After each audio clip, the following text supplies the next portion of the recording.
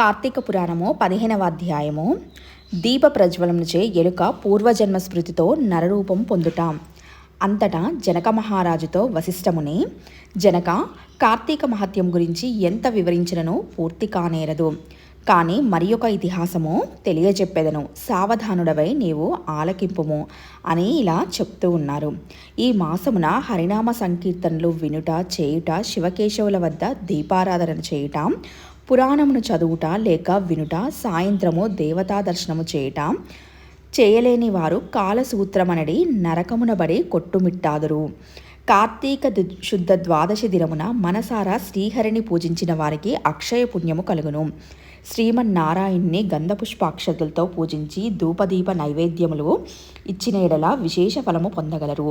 ఈ విధముగా నెల రోజులు విడువక చేసిన ఎడల అట్టివారు దేవదందుబులు మ్రోగుచుండగా విమానము ఎక్కి వైకుంఠమునకు పోవుదురు. నెల రోజులు చేయలేని వారు కార్తీక శుద్ధ త్రయోదశి, చతుర్దశి, పూర్ణిమ రోజులందైనా నిష్ఠతో పూజలు చేసి ఆవు నేతితో దీపము ఉంచవలెను. ఈ మహాకార్తీకంలో ఆవు పాలు పితికినంతసేపు మాత్రమున దీపముంచిన ఎడలో మరుజన్మలో బ్రాహ్మణుడుగా జన్మించును.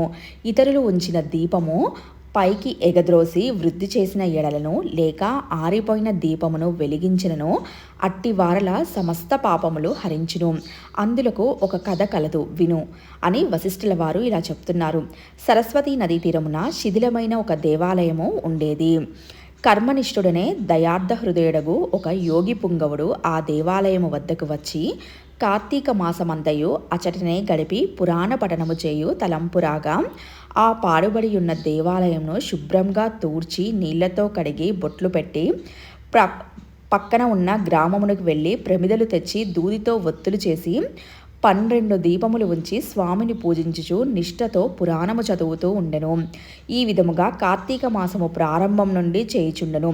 ఒక రోజున ఒక మూషికము ఆ దేవాలయంలో ప్రవేశించి నలుమూలలు వెతికి తినడానికి ఏమీ దొరకనందున అక్కడ ఆరిపోయి ఉన్న వత్తిని తినవలసిందేనని అనుకొని నోట కరుచుకొని పక్కన ఉన్న దీపము వద్దగా వచ్చి ఆగెను. నోట కరిచి ఉన్న వత్తి చివరకు అగ్ని అంటుకొని ఆరిపోయిన వత్తి కూడా వెలుతురు వచ్చెను.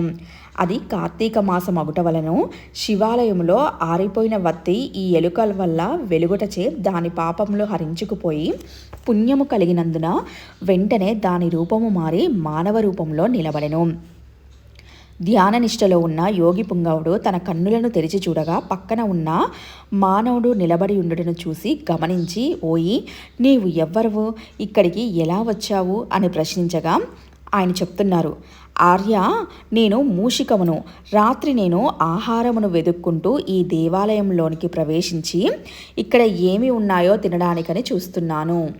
అప్పుడు నాకు తినడానికి ఏమీ దొరకనందున నెయ్యి వాసనలతో నుండి ఆరిపోయిన వత్తిని తినాలి అని దానిని నూట కరిచి పక్కన ఉన్న దీపం చెంత నిలబడి ఉండగా నా అదృష్టము కొలది ఆ వత్తి వెలుగుటచే నా పాపములు పోయినందున కాబోలు వెంటనే పూర్వజన్మమెత్తి తిని. కానీ ఓ మహానుభావ, నేను ఎందుకు మూషిక జన్మము ఎత్తవలసి వచ్చిందో దానికి గల కారణమేమిటో చెప్పండి అని కోరెను. అంత యోగీశ్వరుడు ఆశ్చర్యపడి తన దివ్యదృష్టిచే సర్వము తెలుసుకొని, ఓయి, క్రిందటి జన్మలో నీవు బ్రాహ్మణుడవు, నిన్ను బాహ్లీకుడని పిలిచెడివారు. నీవు జైనమత వంశానికి చెందినవాడవు.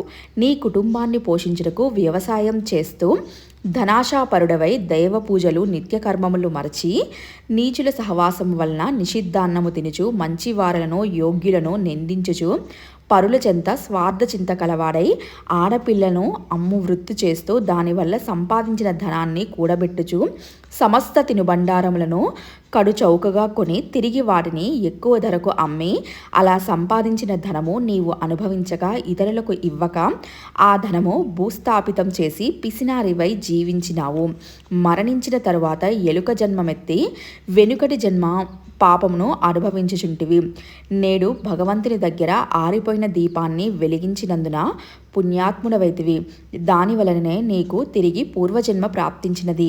కాన నీవు నీ గ్రామమునకు పోయి నీ పేరటి యందు పాతిపెట్టిన ధనమును త్రవ్వి ఆ ధనముతో దాన ధర్మములు చేసి భగవంతుణ్ణి ప్రార్థించుకుని మోక్షము పొందుము అని అతనికి నీతులు చెప్పి పంపించెను. ఇట్లు స్కాంద పురాణాంతర్గత వశిష్ఠ ప్రోక్త కార్తీక మహత్యమందలి పంచాదశాధ్యాయము 15వ రోజు పారాయణము సమాప్తము.